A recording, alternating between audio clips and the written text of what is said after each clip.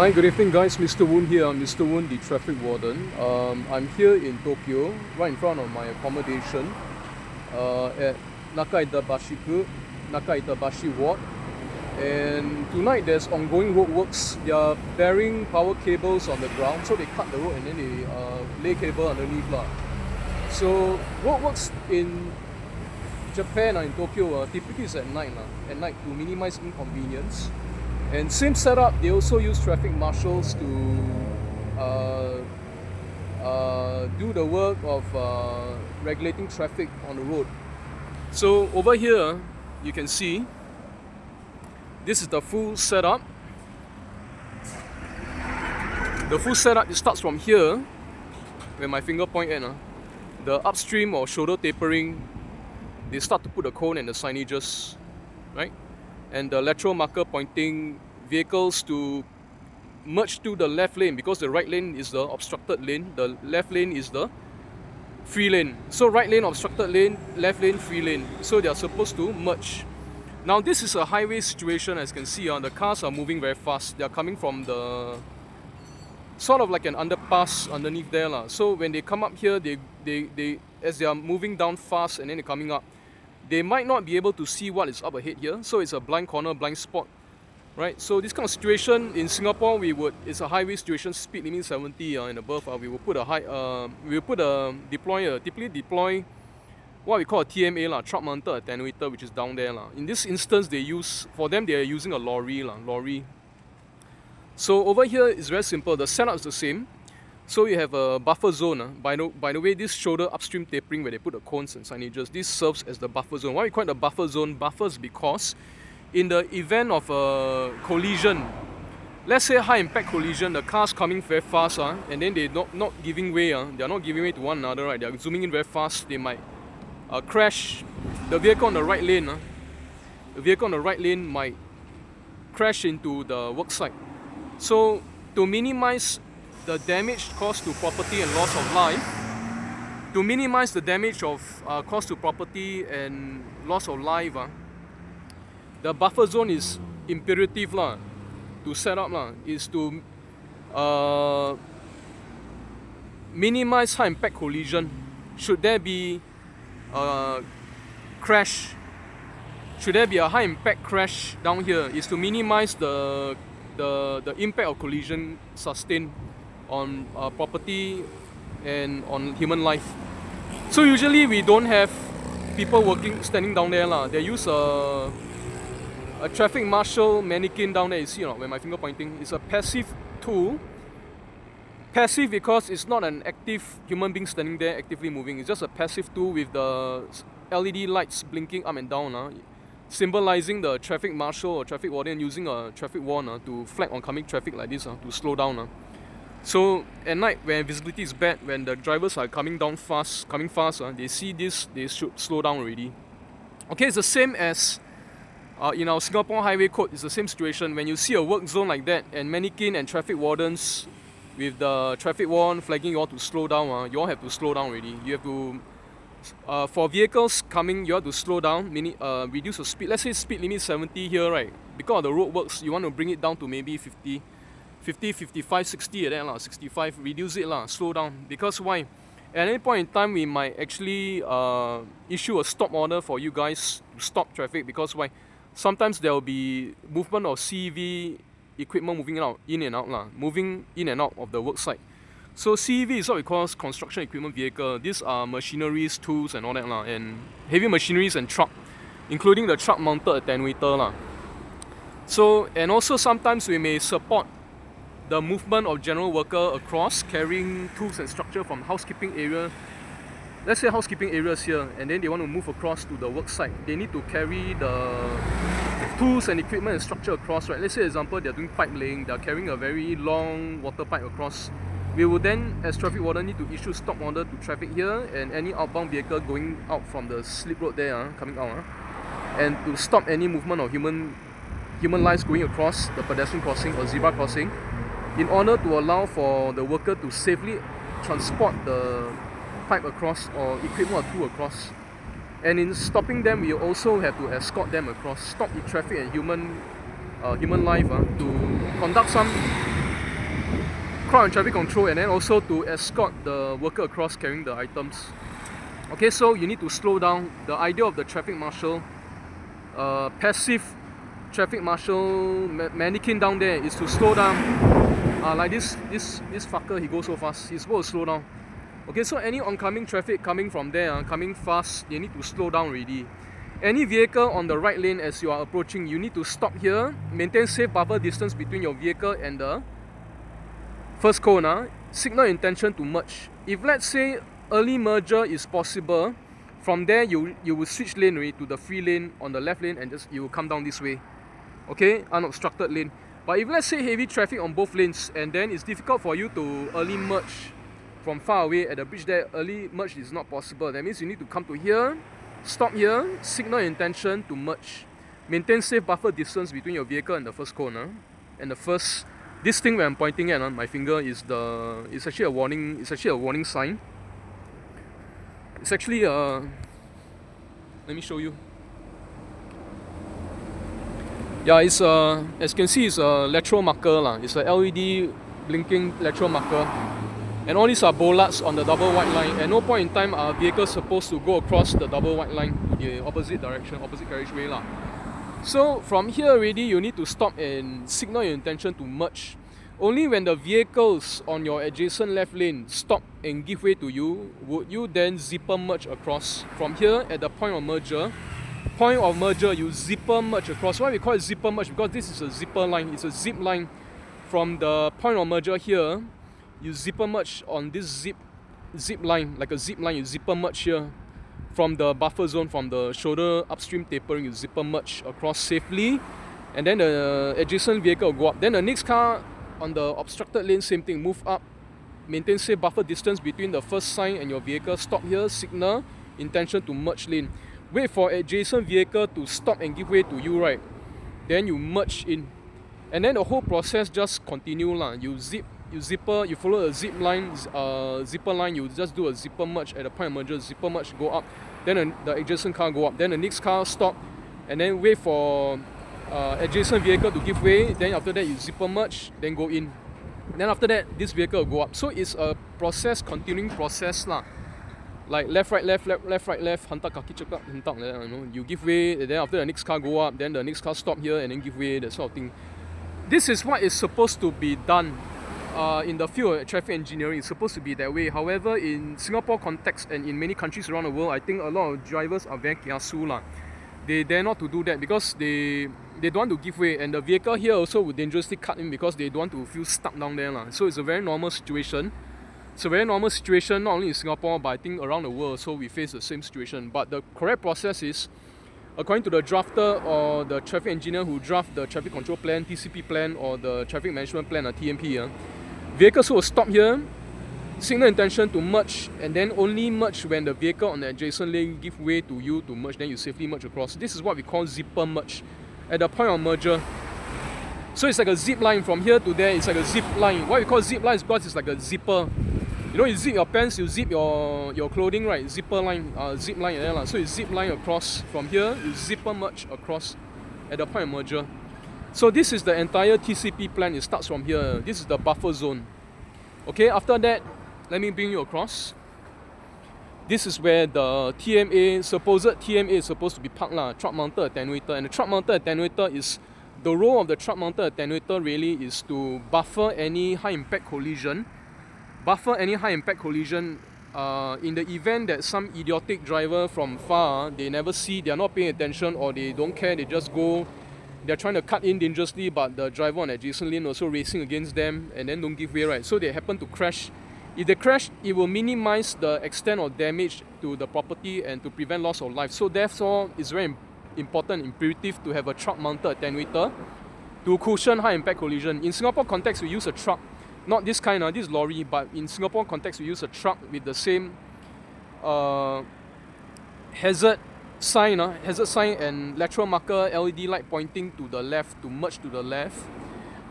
And we don't actually have a human traffic marshal standing here. Sometimes they use for Japan case, they use a passive tool there as a reminder for vehicle to slow down lah.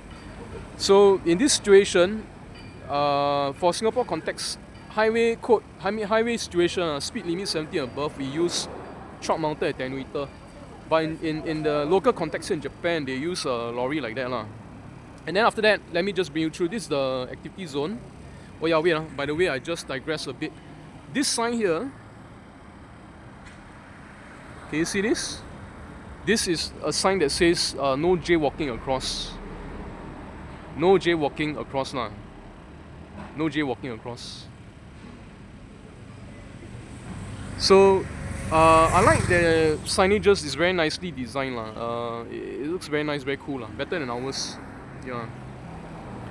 And yeah. So after the buffer zone, you have the activity zone down there already. So for traffic control plan layout, you need to have advanced warning zone, advanced warning, buffer zone, transition zone, activity zone, and then the termination zone. So for here, this is the buffer zone, correct? Buffer zone. And then you have the traffic wardens standing there. And traffic warden here, they are in blue coveralls with the yellow decal, yellow luminous reflective decal, and they wear a white helmet, white safety helmet. And they use the traffic warden to, they use the traffic warden to flag oncoming traffic to slow down, like that lah, slow down. Because you're supposed to slow down as you approach a work zone. It's in the highway code lah. For them, I guess they wear blue coveralls because I'm not sure are they part of the security line or are they in the construction firm? But blue and yellow is definitely the universal color code for traffic warden, controlling traffic, managing traffic, doing crowd and traffic control lah. So you have them don the blue coverall with the luminous reflective yellow decal, and then they wear a white helmet and they carry the traffic warning and they flag oncoming traffic to slow down. So this would be the buffer zone, right? Truck mounted attenuator. Over here would be the activity zone, and the whole activity zone is demarcated by the, as you can see, traffic cones with the double reflector. You must have traffic cone with double reflector to mark out the boundary in which you're carrying out your work. And on the cone itself, they sometimes place on every cone they will place blinkers also to light up the area so well lit, so that drivers from afar can see there's ongoing roadworks here, is to catch their attention from far all the warning lights, the blinking warning lights. So you got traffic wardens moving across. They will be stationed across here, and some are over there on the opposite side of the carriageway. I think they are. I'm not sure are they done yet, or because just now as I passed by, they were doing some work I don't know what's happening now. What's the progress of it? But their work is scheduled from 8 p.m. to 6 a.m. in the morning. Same like us. Ours is about 8 to 9 hours of work. So we got night shift duty. Sometimes we got a night job. We carry out night job 8 o'clock and then finish at 6 or maybe 5, or start from 9 p.m. finish at 6 or 5. The same thing same situation So and then sometimes you would like I was there just now. I was crossing from the Ineos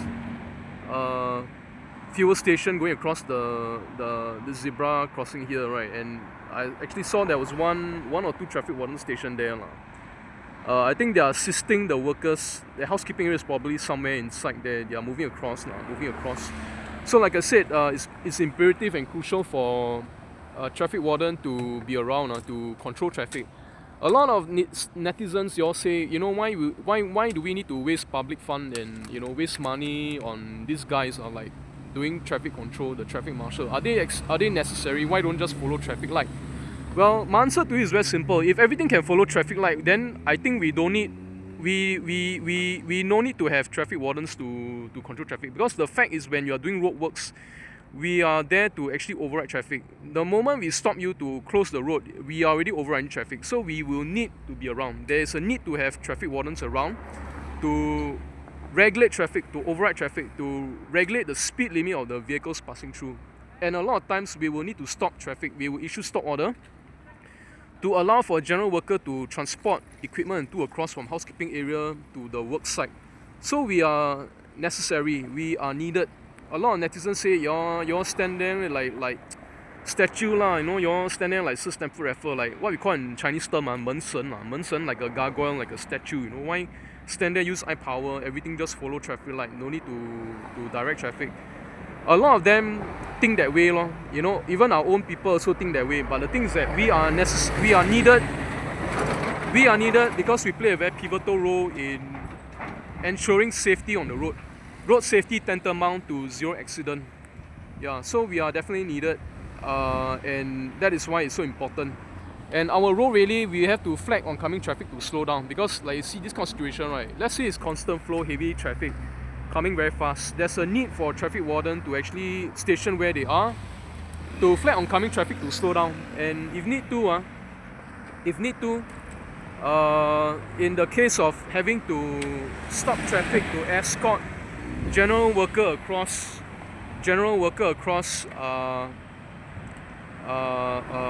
from housekeeping area to the work site, then of course they need to be around to regulate traffic, to control traffic ma. Oh, by the way, just now that driver of that minivan, very cute. He saw I'm standing here filming him. I didn't know actually I was standing there further up. I didn't know I was actually obstructing him. Actually, he wanted to turn inside, but he actually made a detour in front of me and he came around here and went up there because he didn't want to interrupt my filming session. I didn't know. I'm so sorry about it. Yeah, but the guys here are very nice, very kind. And so yeah, so I think they are keeping now, housekeeping now. Because just now they were doing, and I saw that they're cutting here. They were cutting here. Cutting, maybe doing an incision, but maybe they may not be doing tonight. So maybe it's tomorrow, I do not know. But it seems like they are on both lanes from here and on the opposite carriageway, they are also working. Yep. So that's about it.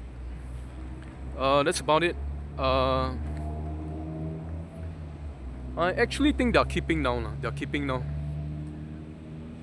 So I think they are done already, done with the work. So yep, there you go. So you see this kind of situation, you see the lorry. You see this kind of truck driver, this kind of trucker, he goes so fast. He did a wrong example of, he think that by signaling and just cutting in dangerously very fast, that the vehicle on the adjacent lane, left lane, on the freed out lane must give way to him. That's wrong. You're actually supposed to stop there, maintain a safe buffer distance between your vehicle and the first cone, and then signal, wait for the vehicle on this side to stop for you. If they never stop, then you just have to wait until the next opportune moment for you to be able to safely merge across without causing accident, without jeopardizing and compromising your safety, and as well as the safety for other fellow motorists. So that's the way it's supposed to be. Yeah, here you have the traffic warden. Yeah, so they are actually flagging the vehicle to keep to the to slow down and to merge to the freed up lane, which is the left lane. So like I said, they are in blue coveralls. Very cool. I think they are construction guys with a yellow luminous reflective decal, and they wear a white safety helmet. In fact, I think we should also wear a helmet because for our own safety, sometimes as we are on the road doing mill and patch, sometimes we almost get hit on the head by the skid steer loader as the skid steer loader is moving in and out. So sometimes the metallic frame of the skid steer loader or the brush may hit onto our head or hit onto our back, that kind of situation. And sometimes when we're standing on the road, sometimes on the road or inland, sometimes the bus, when we are directing traffic and also stopping traffic in order for CV movement in and out, sometimes the bus, the side mirror of the bus, right, sometimes almost hit our head because too close. So that kind of situation, we may need to wear a helmet. It's for our own safety. Yeah, they are definitely keeping the equipment now. So now it's housekeeping. I think they are done already. They are done the job, housekeeping. So yeah, they wear a white helmet, and I think for our case also, we should also wear a white helmet for our own safety. Yeah. And yeah.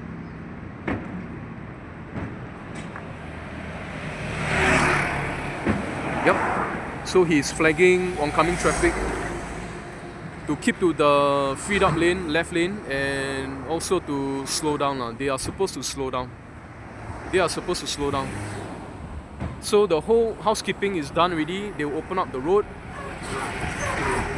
For housekeeping, same as every traffic control plan. When you're closing the road, when you do the 1 2 3 3 2 1, 1 2 3 3 2 1 refers to close. When you're doing road closure, first you put the the cones and the signages in front to set up the buffer zone. That's one. Then after that, the activity zone, then the termination zone. So 1, 2, 3. When you do road closure, it's 1, 2, 3. When you do road reopening to reinstate carriageway back to normal, to reinstate multiple lanes again, to free up the carriageway, to open up the road, it will be the reverse order 3, 2, 1. So 1, 2, 3. Then now it's 3, 2, 1. So now they keep the cone there, 3, 2. After that, here is 1. They will remove the cone. After that, the road reopen, and then these guys will be gone. And that's the whole idea, is to maintain zero accident policy to achieve and to accomplish zero accident tantamount to road safety. So that's pretty much about it. Roadworks in Tokyo, Japan here. This location is the Naka-Itabashiku ward, Naka-Itabashiku district. So very seldom I see roadworks ongoing in Tokyo. Today is a very good day. Earlier in the day I saw tree cutting, and then now we have road cutting for bearing power cables. So this one I think is a very quick job. They are done already. That's pretty much about it. So yeah. And then coincidentally today is my last day here in Tokyo, my last night. And I'll be heading back tomorrow. When I head back tomorrow, actually it's tonight tomorrow early morning tomorrow is my flight at about 9 a.m. So I'm gonna go back, shower, brew some hot roasted green tea, sit down, chill, look at some YouTube videos. After that, I'm going to start packing up, and then probably I'll use my Go app to hire a taxi to bring me to the airport, Terminal 1, Narita Airport, Terminal 1, and then I'll be flying back. And I think I'll be back here again. I just don't know when though, because I seldom travel, but when I do, I keep going back to the same place. I don't always travel all over the world. I don't go to Europe places. I only go to Asian countries mostly. Mostly Asian countries, and I like to keep going back to the same places I like to go to. So mostly it's China, Hong Kong, Japan, China, Hong Kong, Japan, China, Hong Kong, Japan, China, Hong Kong, Japan. So it's usually the same place over and over again. Yeah. So yep, they are definitely keeping now, and they're going back already. So yep, I wish them all the best. And I like to see them work, because I'm also in this line. Even though security line. I'm not in the construction, but I'm also doing security traffic warden, doing traffic control, supporting the roadworks, doing traffic management to support crowd and traffic control for roadworks. And that is why something like this would appeal to me, and then I'll be very capable. I'll go down there and look and observe. Sometimes even film them, take photos and all that, because I'm in this line, and I'm someone who's very physical.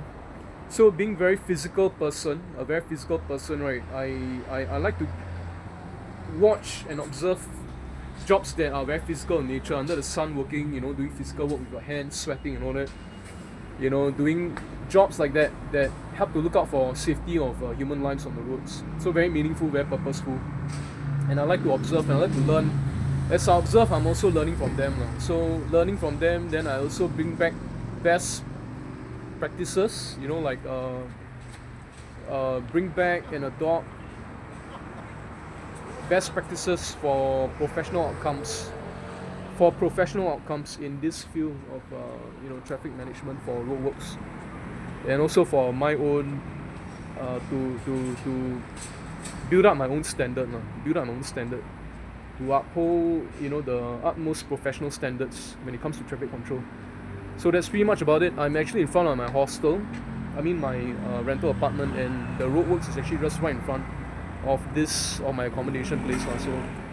And I'm going to end the video here, and I'm going upstairs right now. So I'll be making more videos in time to come when I go back to Singapore, more on traffic control, more road situation, what to expect and all that, for safe practices to accomplish road safety tantamount to zero accident. Thank you, and stay tuned. and I'll see you in the next video. Thank you. Bye bye. God bless you. Stay safe. Take care. Bye bye.